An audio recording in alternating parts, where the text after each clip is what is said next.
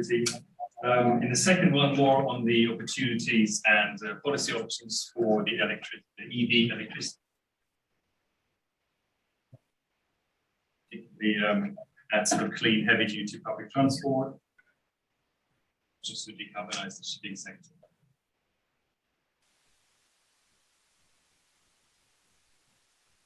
Siobhan Campbell online. Siobhan is the Deputy Chief Scientific Advisor at the Department of Transport and also the Head of the Science, Innovation and it's probably fair to say that Siobhan has been sort of flying the flag for the social and behavioral sciences within the DUT for many years.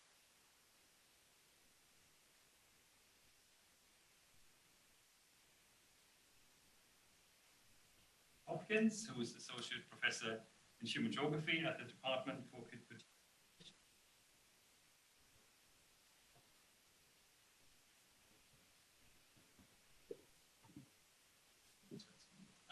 Debbie's going to talk about people, but before that, Siobhan is going to give us an overview of the topic from her point of view. And the way to run the session, we have 45 minutes now. So I would say 15 minutes presentations without questions in between, and then we have a Q&A session after that. Also then trying to involve the online audience a little bit. Not entirely sure how this is going to work, but we try.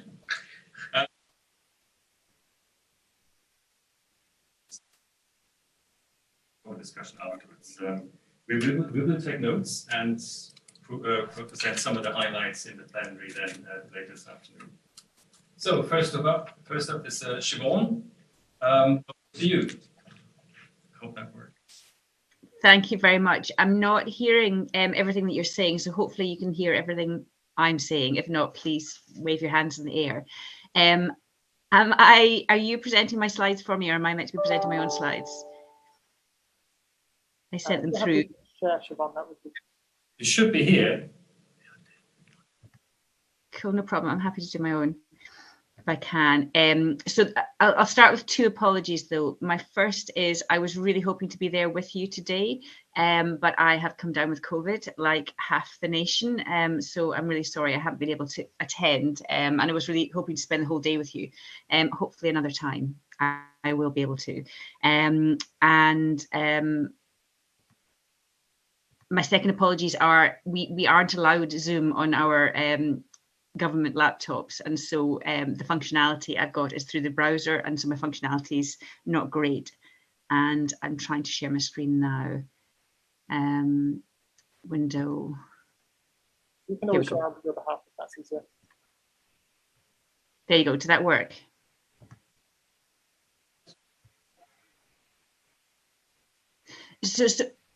So hopefully that's worked for you. You can see my slides. I'm going to give a quick overview just of where we are in the department. Slideshow. Sorry, we're just seeing your slideshow rather than the full screen. Do you want us to share from our end? That might be easier for you. Do you know, it's probably easier then. Sorry about that.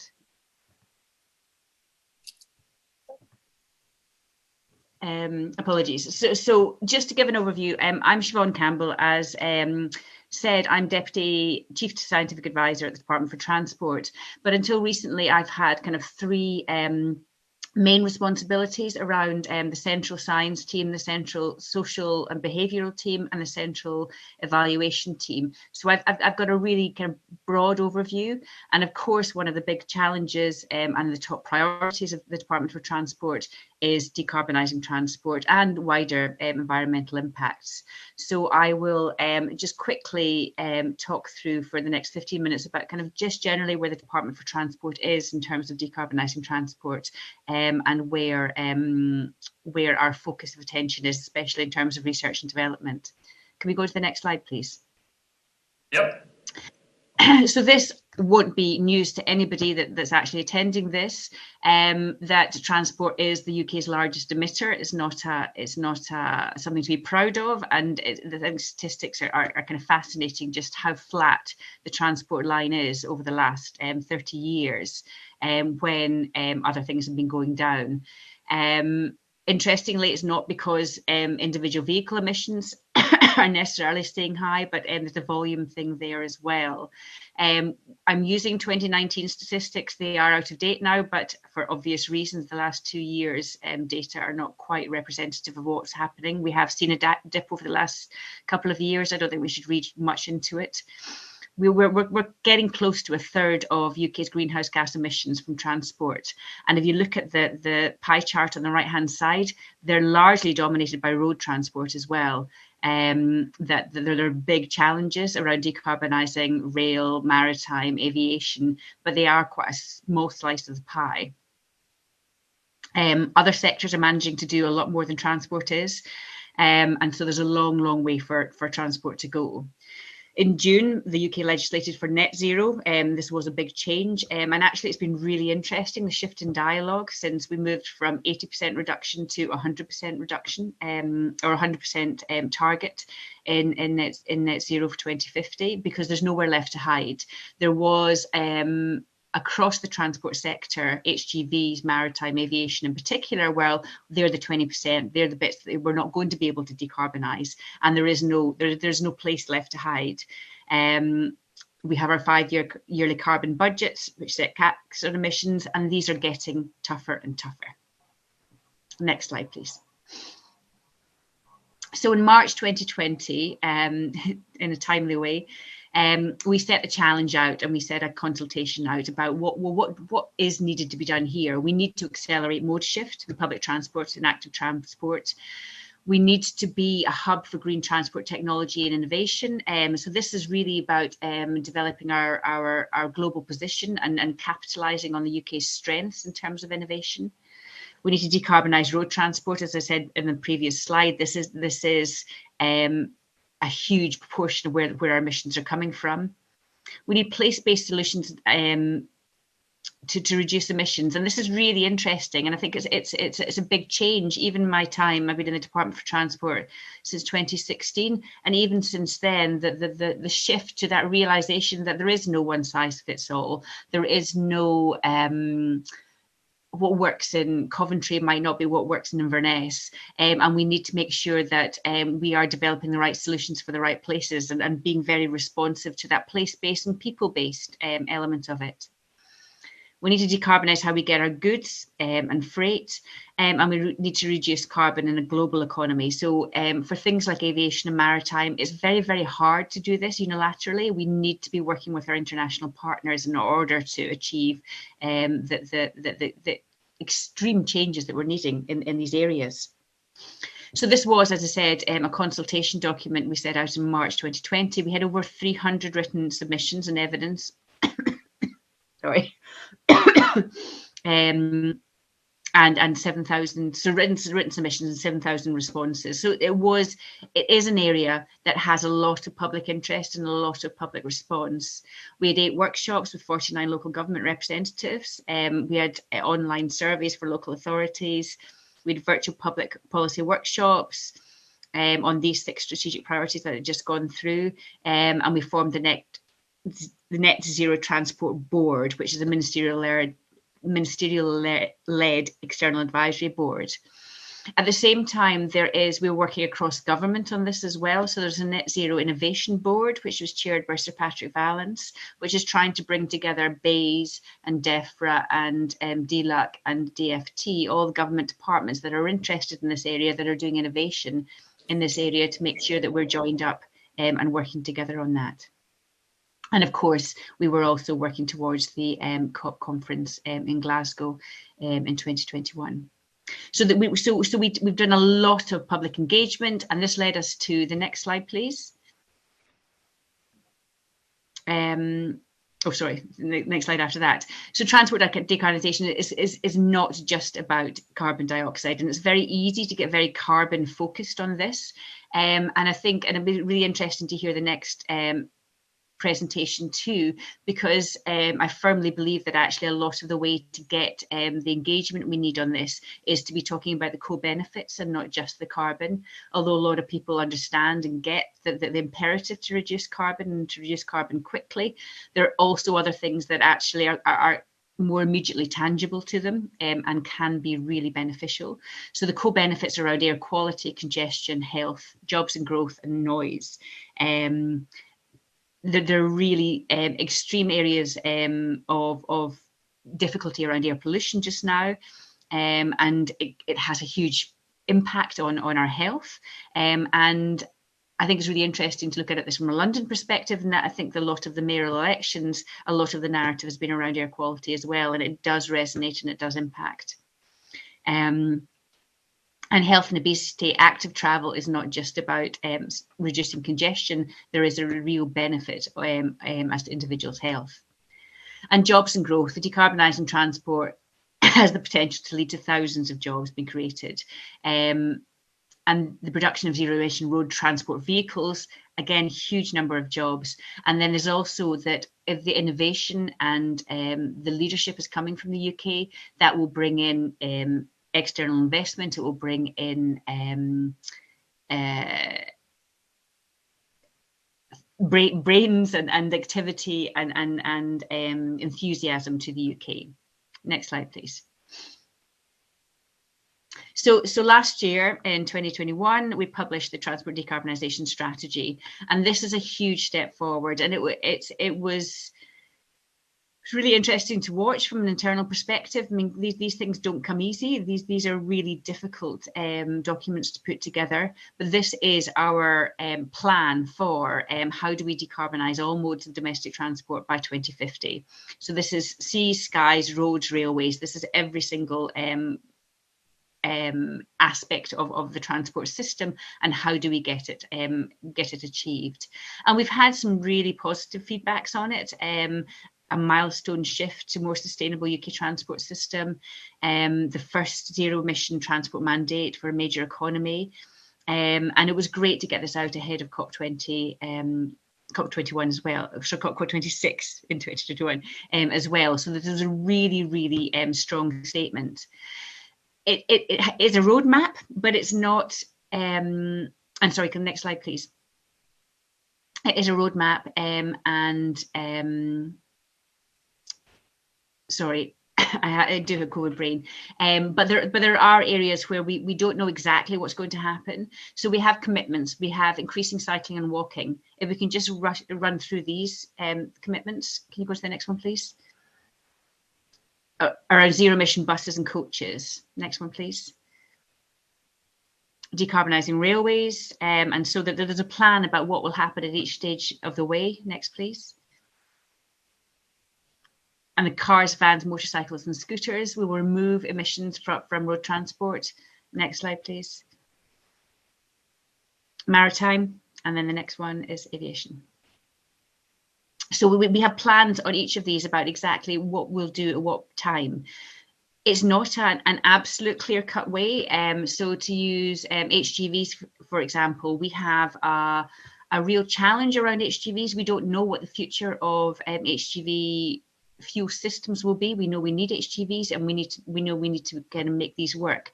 So we have a series of 4 major big blocks of R&D that we managed to secure in the spending round around these main areas. So we have Jet Zero around how do we decarbonise, working with BAEs, how do we decarbonise aircraft, and how do we decarbonise airports, and then the ground force that's needed towards that.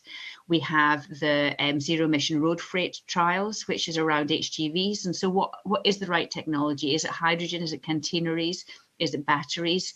Let's get this tested and trialled at scale in the UK.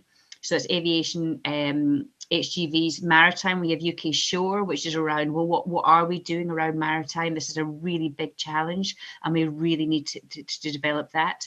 And then we have the Tees Valley Hydrogen Hub, is around hydrogen is probably part of this answer. How do we get the ecosystem working around multimodal transport systems to make this all work? And then finally, we have a cross-cutting decarbonisation work stream in R&D around mode shift, and how do we kind of get different modes of transport used, and how do we change the balance of what kind of vehicles are used on our roads at any one time. So we've done a lot of work. We have the Transport Decarbonisation Plan, and we have an R&D programme that is leading the way to try and make sure that we've got the evidence that we need to meet both 2050, but kind of importantly, to be able to make strategic decisions in the next spending review periods from 2024-25 onwards. We want to be able to know, well, where should we be investing? Where should we be putting government money to make sure that we are on the right trajectory towards 2050? So I think I'll leave that there. That's hopefully a decent overview to start with, and happy to answer any questions when the time comes.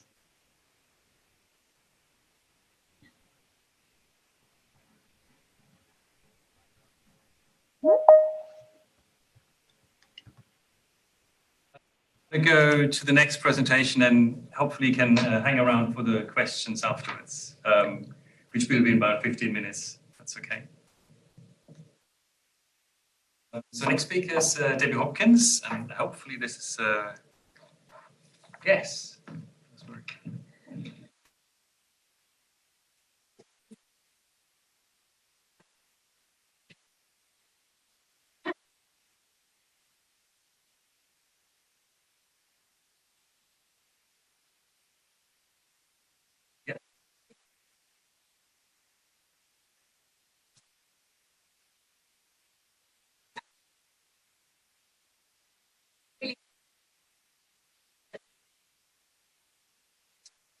People and decarbonising transport. I'm going to be drawing on work from the FAIR project, which was funded as part of CREDS by the UKRI.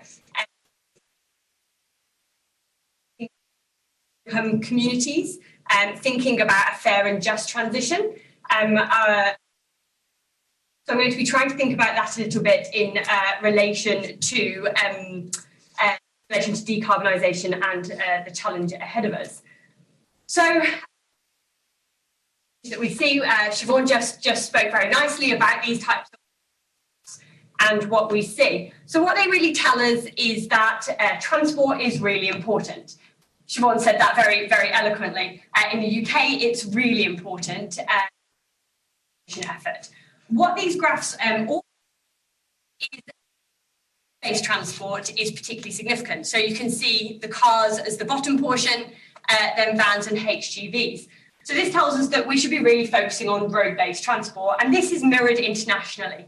So whilst we all know that aviation is hugely inequitable, I'm not going to talk about aviation today, it only accounts for 10% of our, or 11% of global transport emissions, which is quite shocking to many people.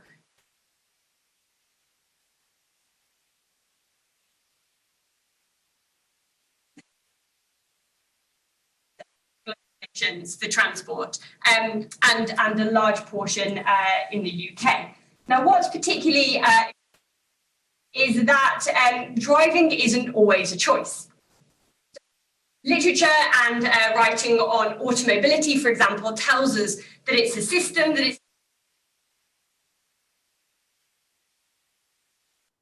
a choice.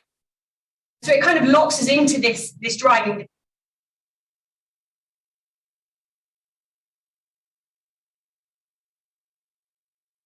Of forced car ownership.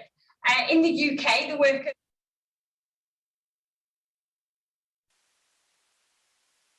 is forced car owner category, meaning that they have cars whilst also being in absolute poverty. So they're not choosing to have a car, they're in a system where they have to have a car. Julio has also looked at car-related economic stress and shown how this quadrant of having a low income and high transport costs. And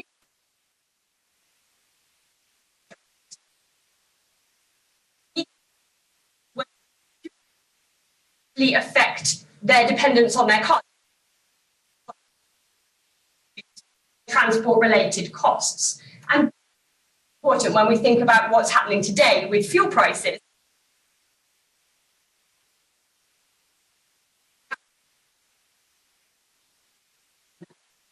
So on. Strange period. So 2022, we've seen a range of fuel price issues. Early on in the year, we saw the truck driver shortage, leading to closure of petrol stations. Now, whether or not there was actually a fuel shortage at this time, or is still debated. But some really interesting things happened.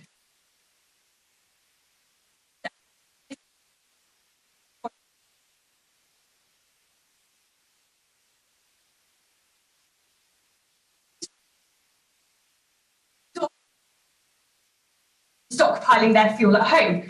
No, we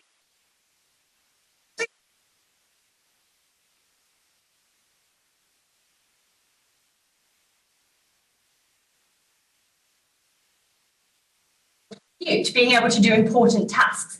For other people, it was sheer panic at the idea of not being able to drive their car because maybe they didn't have a. Don't just ridicule these types.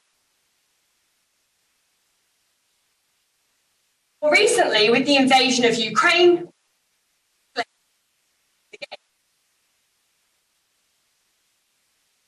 the invasion started. And so here start to happen. We've seen an increase in theft. We've seen debates about what's going to happen.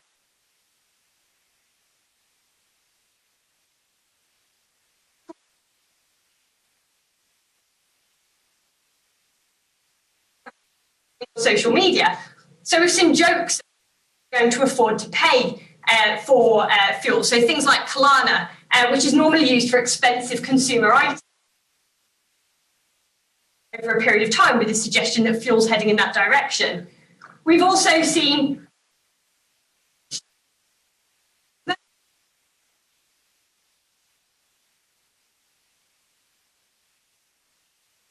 by cars. It's quite crazy.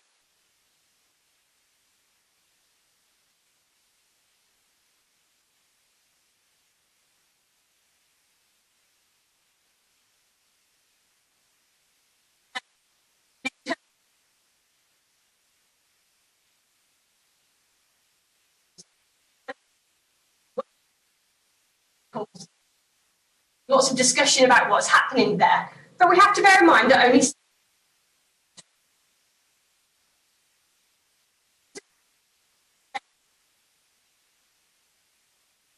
should be doing. So there was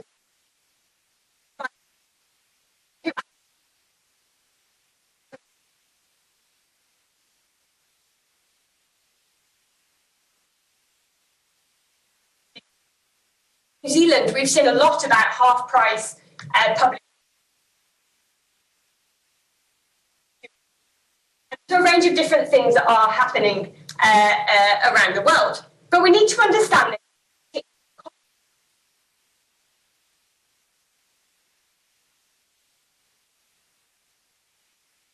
that year on year, public transport, social media tends to get up in arms about it. Because of the privatised system, it's always tell exactly what's happening, but across the board we tend to see it, and it tends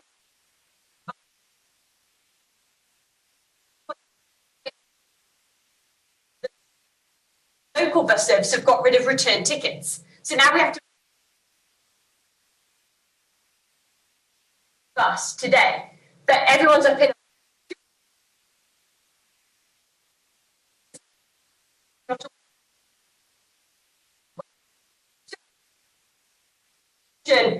of forced car users, for example. We see increasing costs of bus for unaffordable routes. We see people leading into this kind of forced car ownership situation. And we have to again see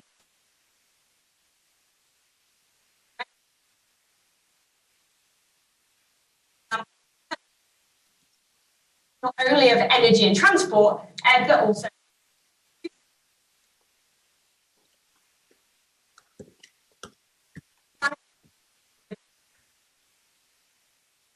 in an avoid, shift, improve type model.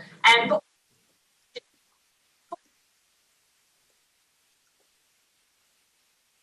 of this that was produced by the UN Development whether we can avoid trips, whether we can reduce distance.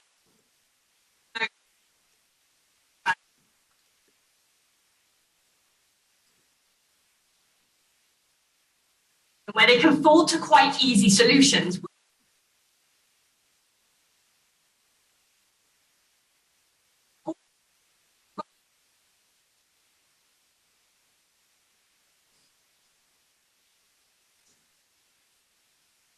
During the pandemic, they were still going out to work, and actually working from home saw the issue of having to heat their homes when they were already struggling with prepaid meters that you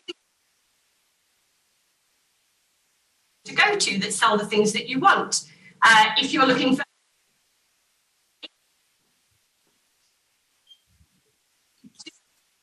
to travel further, riding a bike home.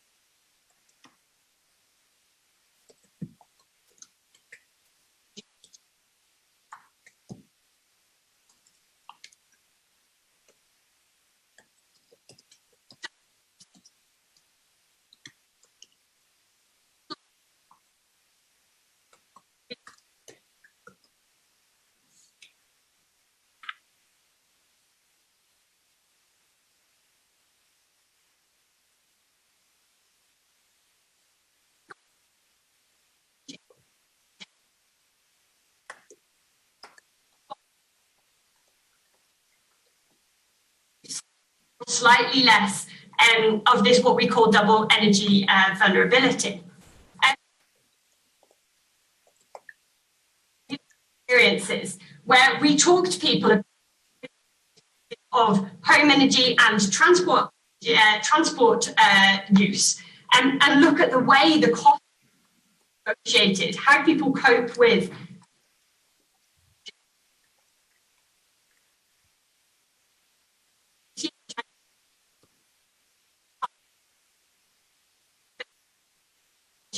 the importance of thinking about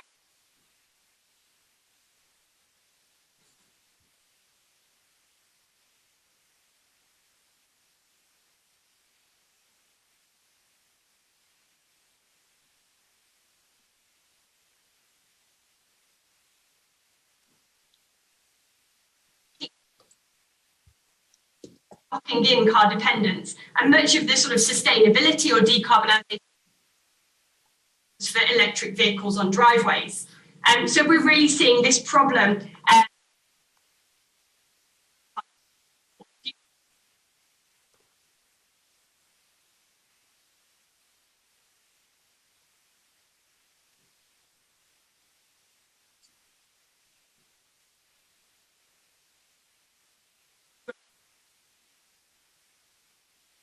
experiences. And this participant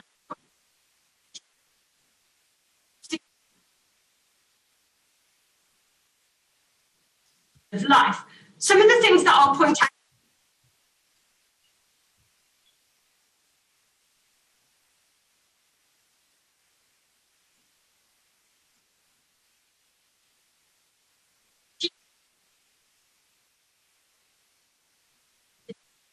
child can take the bus, which child is going to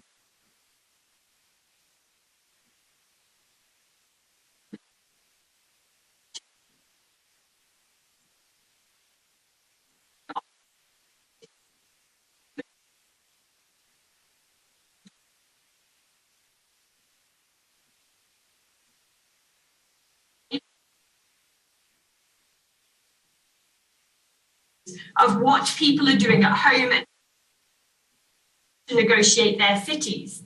Another thing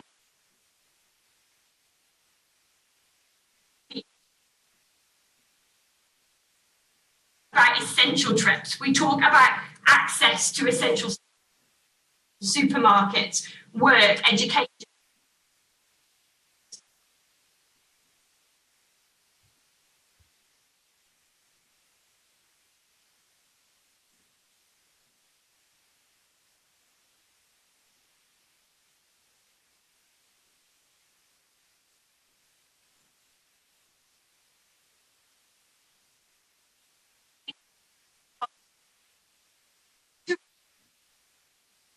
reducing the value.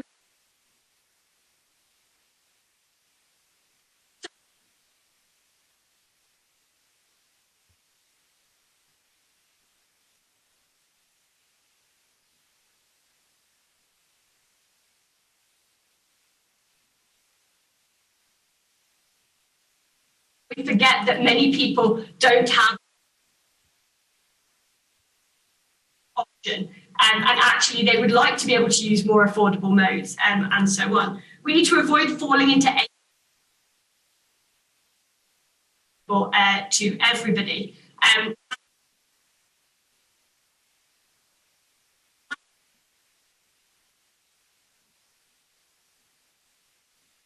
And just some acknowledgements. Maddie is the PI on this project. Thanks to all of the research team there as well. Okay, thank you very much.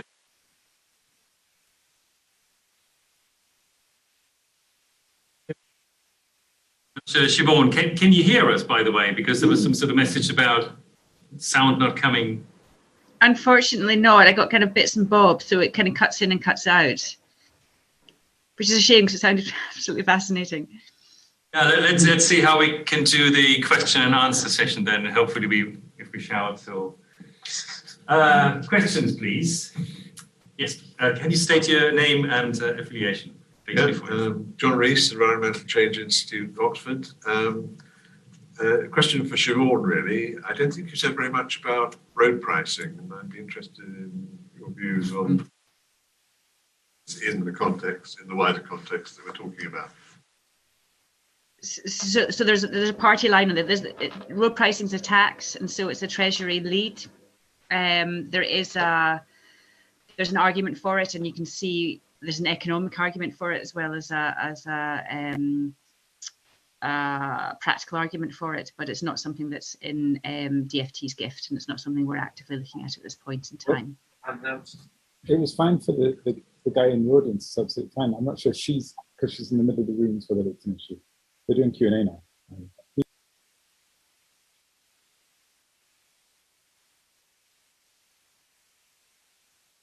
Who's talking there for a minute? He's not an audience member, please. Okay. Further questions, please. So yeah, that was a very passionate talk actually, and you talked about the green gentrification and then the double jeopardy, and it comes in squares actually. But just in terms of how many are in that green gentrified, what percentage are in that green gentrified square, and the ones trapped in double jeopardy? Because I'd have thought there'd be far more in the double jeopardy than there is in the green gentrified.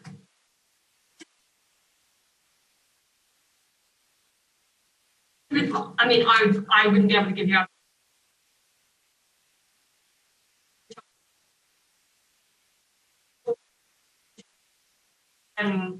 access to resources. I mean, really, we're saying, so if we look at Matoli's research of a household, sorry, not the population, 10% of households would be struggling in terms of their household costs and their sort of their travel costs and their low incomes. The accurate representation. However, we're going to see that raise. I mean, it would be a constantly shifting bar depending on what measures we're using. But right now, with the fuel price increases on top of everything else that's happening,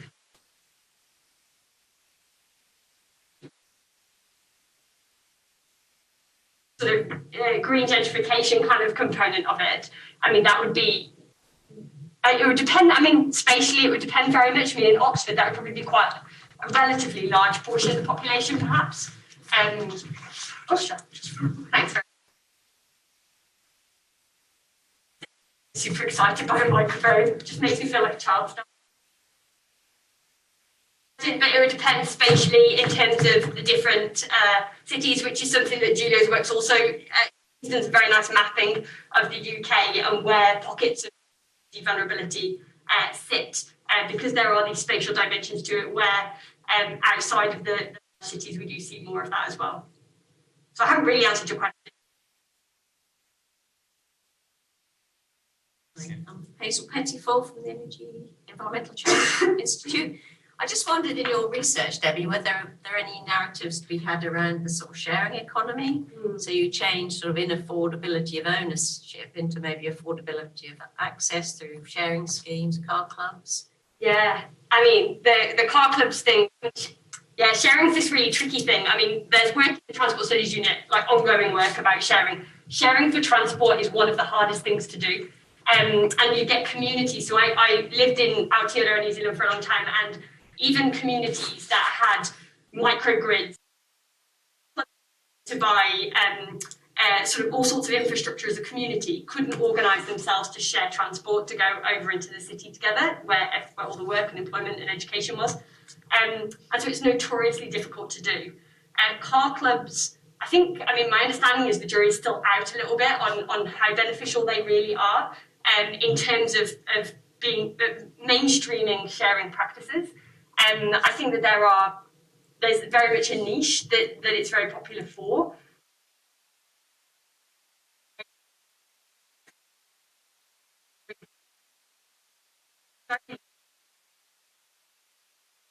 Mainstream sharing that takes place for low-income communities because it relies on community groups to organise that. I mean, sharing is quite expensive, right? Actually, have a variety of kind of barriers to them that actually mean that for low-income communities, they're just not that possible. I mean, actually, hiring a car for a few hours is quite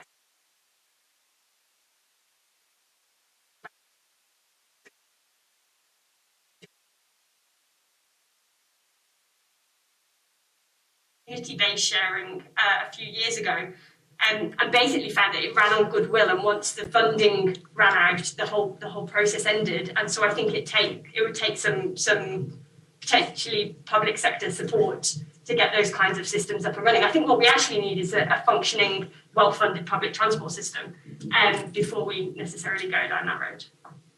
Could that not be part of it? I mean, it could be. It's not to say that they're separate. Small minibuses and so on, because the bus system doesn't really work. It doesn't really serve its purpose, maybe, in many places at the moment. And so maybe we do need something that's more demand-driven.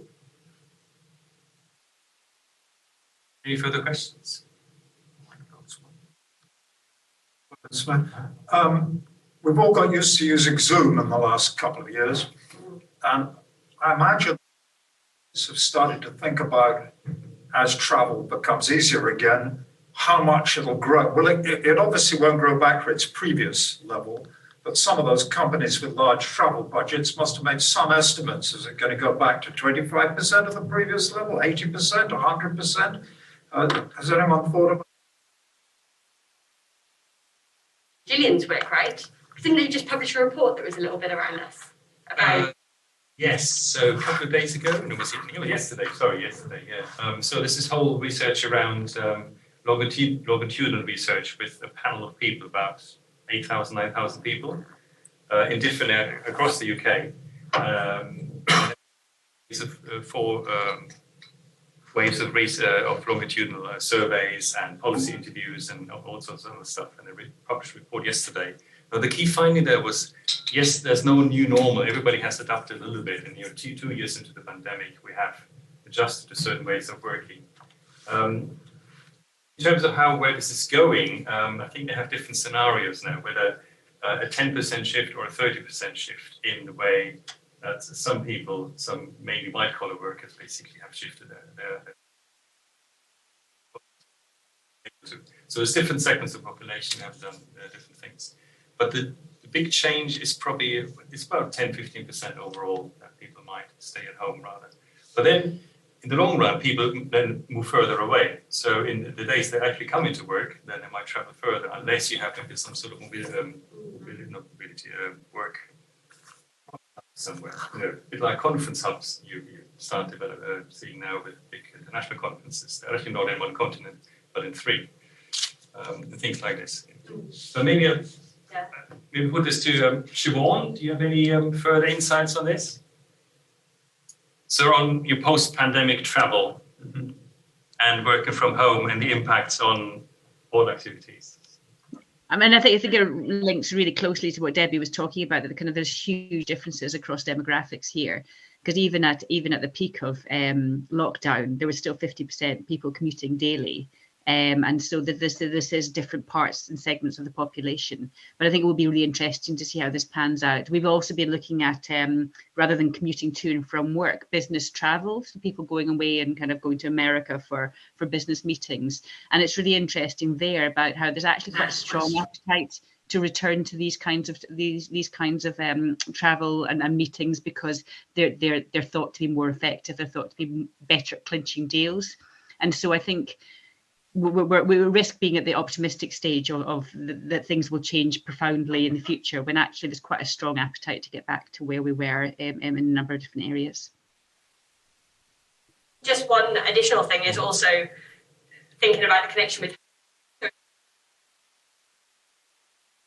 using more energy at home.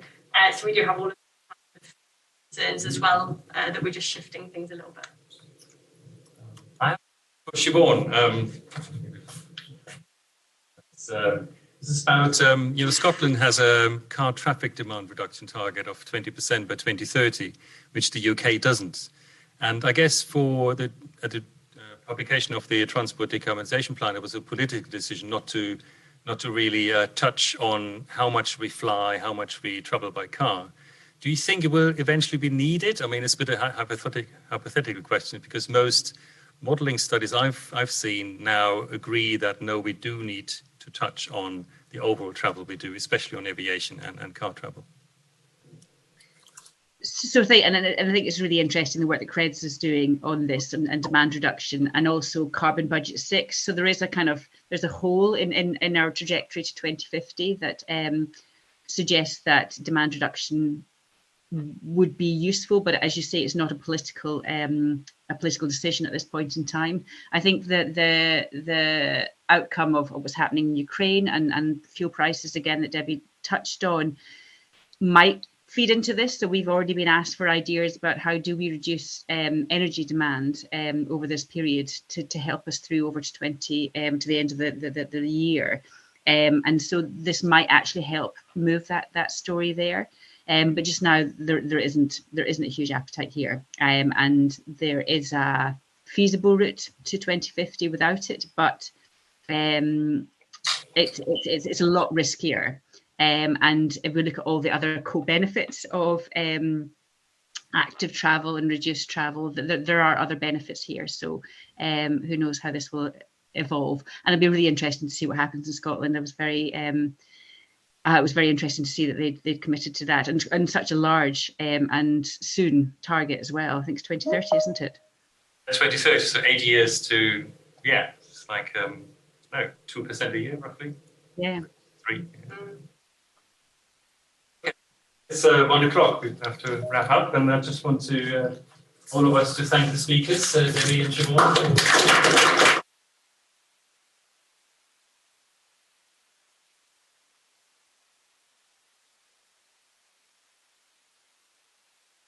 You'll feel better very soon. She's in the middle.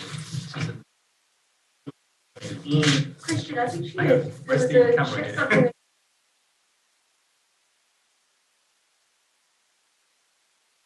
something that flashed up. I think it was someone saying that the sound.